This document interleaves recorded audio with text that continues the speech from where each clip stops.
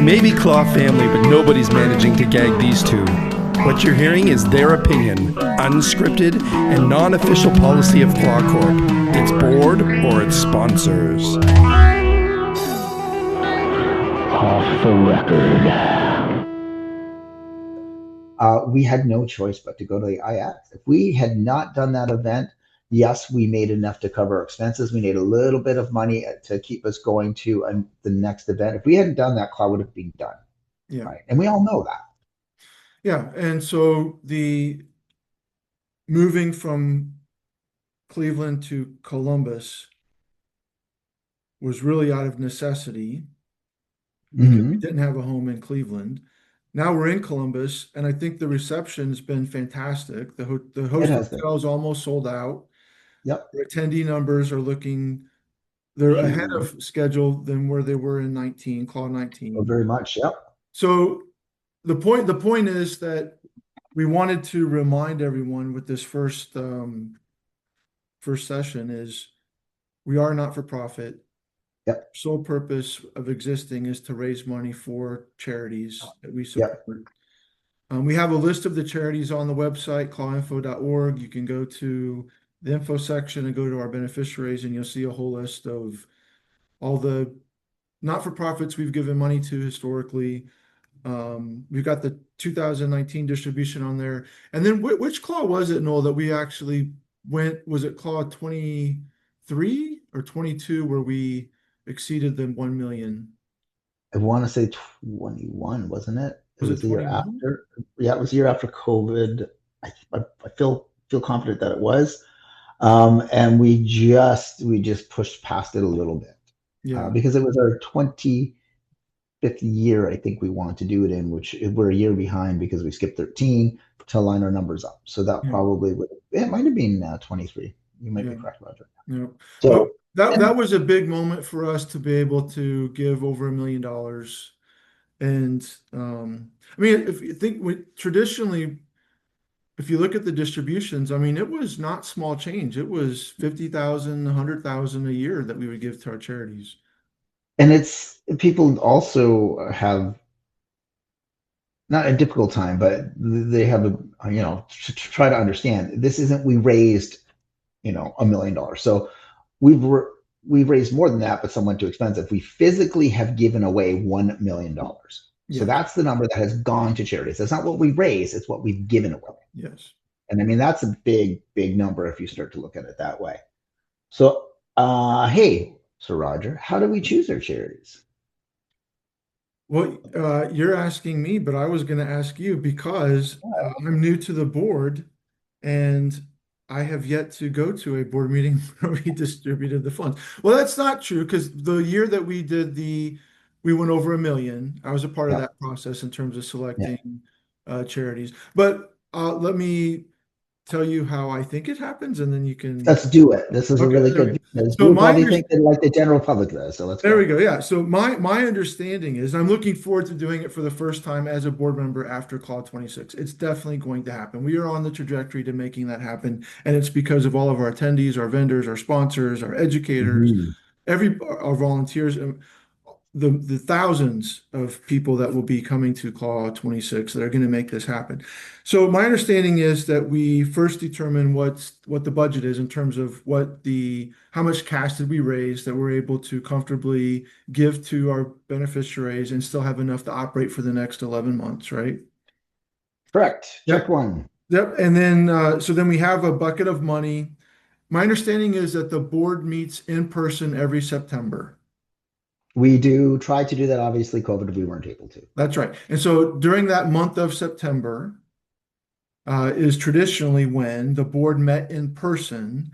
And one of and there were two reasons why we meet in person as a board. One, as a 501c3, I think we need to meet once a year as a board and not do everything virtually. And then second, that's the meeting where we determine who's going to get what dollars. And it's sort of it's been described to me as really sort of a fun but brutal process because board members are coming sort of with their list of beneficiaries that they want to give money to, and they're making arguments on behalf of those beneficiaries. And then there's a board vote on which beneficiaries. Here's where I'm going to go. Oh, sure. Wrong answer. Wrong answer. And this is where you get to put up all those fun graphics. No, So there we go. so what happens is we do our best to try to give money to 501c3 charities. Yeah. And even if they're in the process of registering, if they can show us paperwork, then we're going to be okay. They have to apply to us. We put a general call out on our websites. Oh, We I put missed a that general part. call Yep. out to people. So they have to apply. So they have to say, hey, you know what? I would really like some money from you guys. We have a separate committee from board members and some volunteers that we have that sit down and go through the countless amounts of documents that we get. So they'll shortlist it. And a lot of times, what we're going to do is we're going to look at, say, as an example, X gay group, X city, and they're like, oh, well, I'm only getting $500,000 from the government. I only want, 10,000 from you. Well, we'll keep you in the maybe possible pile. What we really try to look at is some of the smaller places that if we give $3,000 to, it is a game changer for them because they get zero or very, very, very little funding. Yeah. And as an example, a little story, this goes back pre 2019, obviously, where we did have some money. And we were giving money, I think it was the Prince of Peace in Cleveland, great organization. And they invited us, they had sent in their application. They said, would you come and just have a look at the space as part of it? And we were there for a board meeting. We said, you know what, let's go. Let's just go have a peek. Why not get to know some people? Yeah. We went there. It was super clean. Everything was neat and tidy, but you could tell it was a tired building. You know what I mean? Like I think if I remember, that some of the roof may have had some plastic on it and such. So they had a space that they were doing their best to really be helpful for the community. They had done a community garden in the back kind of area. It was cordoned off, and they had volunteers coming to do that.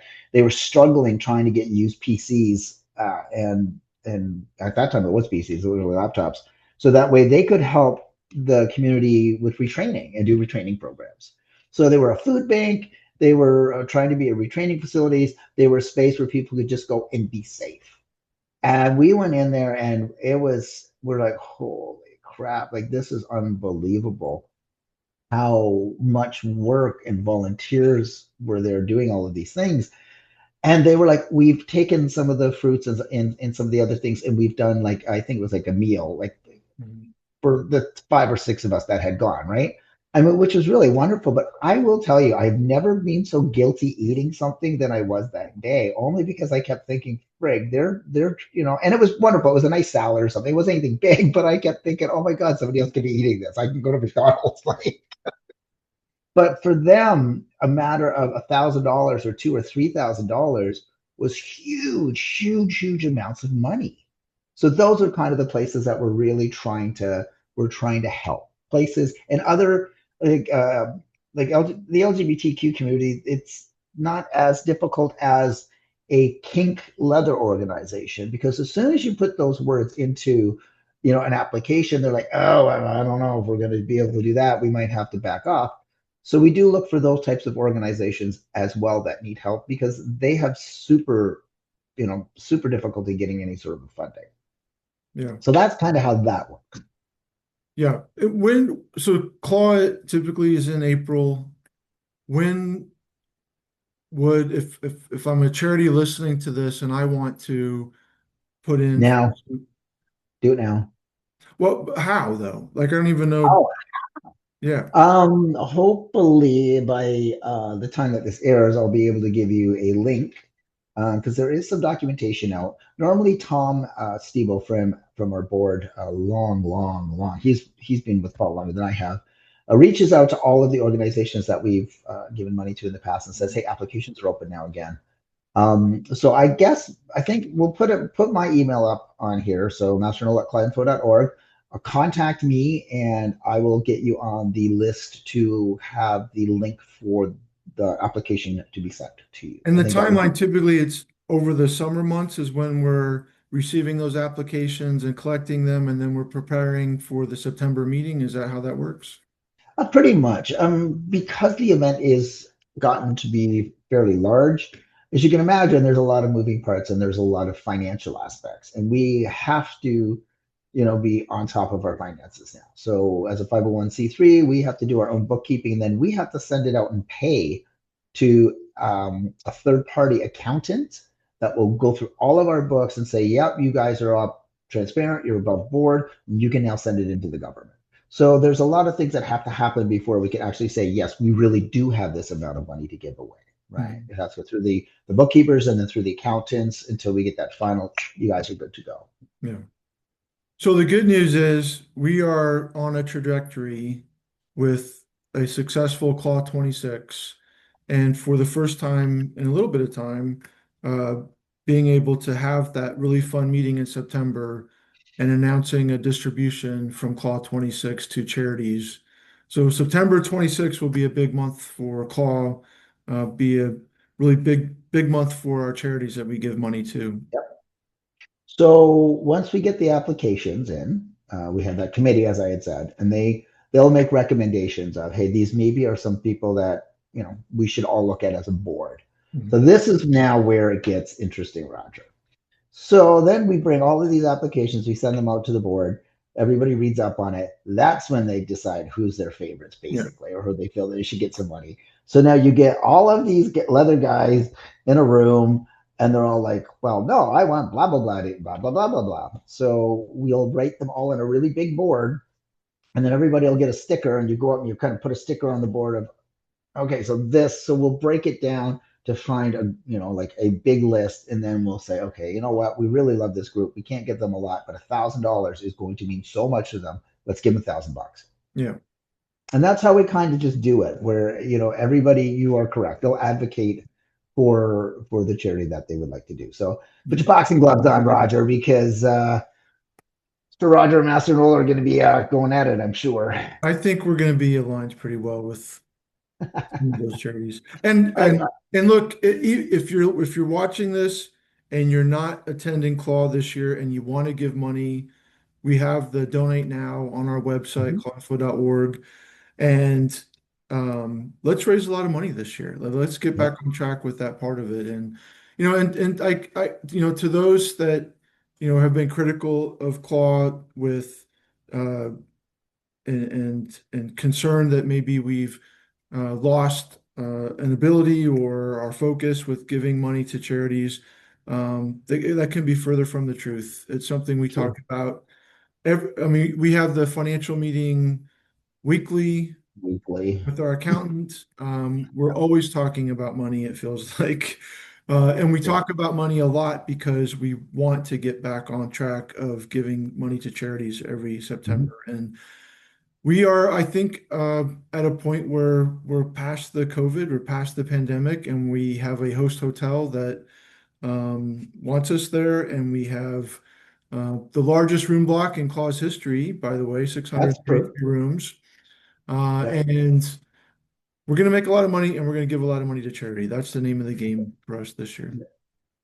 And if anybody out there's watching and they're like, hey, you know what? I got 10K and I'd really, really like to donate it and such, we will help facilitate it going to a very, very worthy cause. Again, put email address up. There you go. All right, so this is a great first session. What are we talking about next time? These were supposed to be short little things, 4 minutes long, and I think we're about 20. So we're going to swap this out. We're going to start taking excerpts of it, and then I think we're going to put it on YouTube and just post the links. Okay. I think that's what we need to do because this is wonderful.